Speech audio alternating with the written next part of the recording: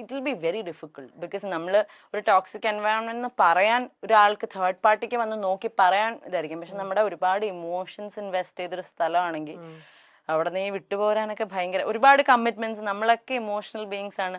നമ്മുടെ പല കാര്യങ്ങളിലും വൾണറബിൾ ആയിട്ടായിരിക്കും പല സാഹചര്യങ്ങളിലും നമ്മൾ നിന്നുകൊണ്ടിരിക്കുന്നത്. പല സൊസൈറ്റീനെ ചിന്തിച്ചിട്ട് എന്റെ ഒരു ആത്മാർത്ഥത, എന്റെ ഒരു എന്നാലും എന്റെ ഒരു ബെസ്റ്റ് അല്ലേ ഞാൻ കൊടുത്ത്, ഇങ്ങനത്തെയൊക്കെ പല കാര്യങ്ങൾ വിചാരിച്ചിട്ടായിരിക്കും വർക്കിലാണെങ്കിലും കേട്ടോ. ഇപ്പൊ ഒരു ജോലിക്ക് പോവാണെങ്കിൽ അവിടെ ഞാൻ എന്റെ ഏറ്റവും ആഗ്രഹിച്ച ജോലിയാണെങ്കിലും അത് എന്നെ ഭയങ്കരമായിട്ട് തളർത്തുകയാണെങ്കിൽ we have to be strong enough to get out of it.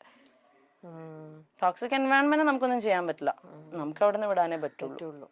Social മീഡിയയെ ബോധിപ്പിച്ച് മാത്രമേ ജീവിക്കാവൂ എന്ന അലിഖിത പോളിസി സമൂഹത്തിൽ നിലനിൽക്കുന്ന പോലെ തോന്നുന്നുണ്ട്. അത് നന്നായിട്ട് തോന്നുന്നുണ്ട്. ഞാൻ എപ്പോഴും എൻ്റെ ചേച്ചിയായിട്ട് ഞങ്ങൾ ഉണ്ടാവുന്ന ഒരു കോൺവെർസേഷനാണ്. അതായത് ചേച്ചിയുടെ ഓൺലൈൻ ഇതിനകത്തൂടെ വന്നിട്ട് എപ്പോഴും എന്ത് വന്നാലും ഹാപ്പി ആയിട്ടുള്ള പോസ്റ്റേ ഇടുള്ളൂ.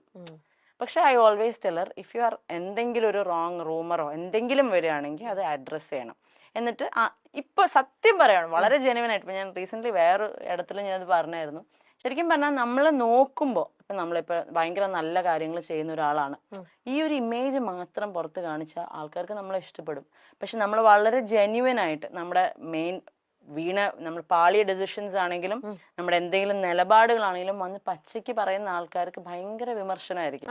നേരെ മറിച്ച് ഒരു പ്രശ്നം ഉണ്ടായതിന്റെ തൊട്ട് പറയാം, നമ്മളൊരു 10-20 വീഡിയോ ചെയ്യാണ് നന്മ കാണിച്ചുകൊണ്ട്, you are sorted, it's A good person, അയ്യോ ഇയാളൊക്കെ ഇങ്ങനെയൊക്കെ ചെയ്യോ, അയ്യോ പാവം, അങ്ങനെ ചിന്തിക്കുള്ളൂ. അപ്പൊ ശരിക്കും പറഞ്ഞാൽ സോഷ്യൽ മീഡിയനെ ബോധിപ്പിച്ചത് തന്നെയാണ് ഇനിയുള്ള ജനറേഷൻ ഇതിനകത്തേക്ക് ഇറങ്ങുവാണെങ്കിൽ, ഈ ലൈം ലൈറ്റ് അല്ലെങ്കിൽ ഈ ഷോബസിലേക്ക് ഇറങ്ങുവാണെങ്കിൽ ഇനിയുള്ള ജനറേഷൻ എങ്ങനെ സോഷ്യൽ മീഡിയക്ക് കേറ്റർ ചെയ്യാൻ പറ്റുന്ന ഒരു ഇമേജ് ഉണ്ടാക്കിയെടുക്കാൻ പറ്റും, അല്ലെങ്കിൽ പ്രോപ്പർ PR വർക്ക് ഇതെന്താന്ന് പഠിച്ചിട്ട് ഇറങ്ങുക. അല്ലെങ്കിൽ ലൈഫ് ലോങ് നിങ്ങൾ ജെനുവൻ ആയിട്ട് നിന്നുകൊണ്ട്, പഴയ കാലത്തൊക്കെ നമ്മളെ പഠിപ്പിക്കുന്ന ഒരു കാര്യമാണ് നിങ്ങൾ എന്താണോ അങ്ങനെ നിൽക്കുക. ഇനി അതൊന്നും നടക്കില്ല. ഇത്രയും സോഷ്യൽ മീഡിയ വളർന്നുകൊണ്ടും ഒരു വീട്ടില് 5 വയസ്സുള്ള കുട്ടി തൊട്ട് 55 വയസ്സുള്ള അമ്മയുടെ കയ്യിൽ വരെയും ഫോണുള്ള സമയത്ത് ഇത്രയും ആൾക്കാരെ ഒരേപോലെ അവർക്ക് മനസ്സിലാവുന്ന ഒറ്റ ഭാഷ ഉണ്ടാവുള്ളൂ, നന്മ.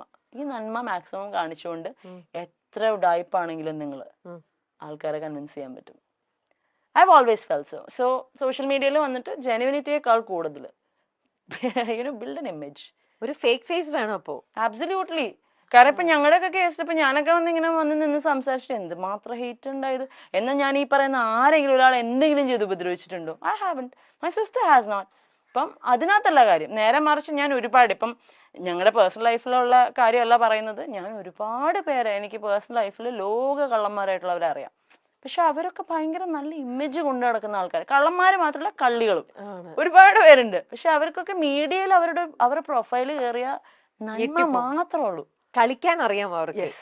That thing we have to ഒന്നല്ലെങ്കിൽ പഠിക്കുക, അല്ലെങ്കിൽ ഇന്ന് മാറിയിക്കുക, അല്ലെങ്കിൽ 3 ഓപ്ഷനേ ഉള്ളൂ. ഒന്നല്ലെങ്കിൽ കള്ളത്തരം കാണിച്ച് നിൽക്കാറിയാം, അല്ലെങ്കിൽ ഒരു പുതിയൊരു പേഴ്സോണ ബിൽഡ് ചെയ്യുക, അല്ലാന്നുണ്ടെങ്കിൽ ഇതൊക്കെ എടുത്തോണ്ട് മുമ്പോട്ട് പോവുക.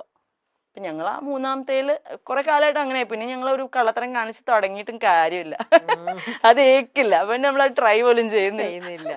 അപ്പൊ ശരിക്കും കളിക്കാൻ അറിയാവുന്നവർ മാത്രം ഇറങ്ങേണ്ട ഒരു ശരിയല്ല. ഞാൻ പറഞ്ഞത് ശരിയാണെന്ന് ചേച്ചിക്ക് തോന്നുന്നു. സർവൈവൽ ഓഫ് ദ ഫിറ്റസ്റ്റ് എന്ന് പറയുന്നത് ഇപ്പൊ കലിയുഗം. ഇവിടെ വേറെ ഗെയിംസാ അതിന്റെ ഒപ്പം. ഞാൻ ഒന്നാമതൊരു സോഷ്യൽ മീഡിയ പേഴ്സൺ അല്ല, ഇതൊക്കെ കൂടെ കേൾക്കുമ്പോ നമുക്കൊക്കെ ഒരു രീതിയിലും ഹാൻഡിൽ ചെയ്യാൻ പറ്റാത്ത വേറെ ടൈപ്പ് ഒരു ലോകം തന്നെയാണ് ഇതെന്ന് പറയണത്. ബാപ്രേ. എന്നെങ്കിലും നിങ്ങളെ എല്ലാവർക്കും മനസ്സിലാകും എന്ന വിശ്വാസത്തിൽ മറ്റുള്ളവരെ കുറിച്ച് ചിന്തിക്കാതെ നമുക്ക് മുന്നോട്ട് പോകാം. അങ്ങനെ അതാണ് ഞങ്ങളുടെ ആ ഒരു വേർഡ് ഉണ്ടല്ലോ, ഹോപ്പ്. കാരണം നമ്മുടെ ഉള്ളില് എപ്പോഴും പറയും, സത്യം എന്തൊക്കെ വെച്ച് അടച്ചു വെച്ചാലും അത് പുറത്തു വരും. അതുപോലെ ഒരു ഡയമണ്ട് എത്ര അഴുക്കിനടിയിൽ ഇട്ടാലും നമ്മൾ തുടച്ചെടുത്ത് കഴിഞ്ഞാൽ ഇറ്റ് വിൽ സ്റ്റിൽ ഷൈൻ.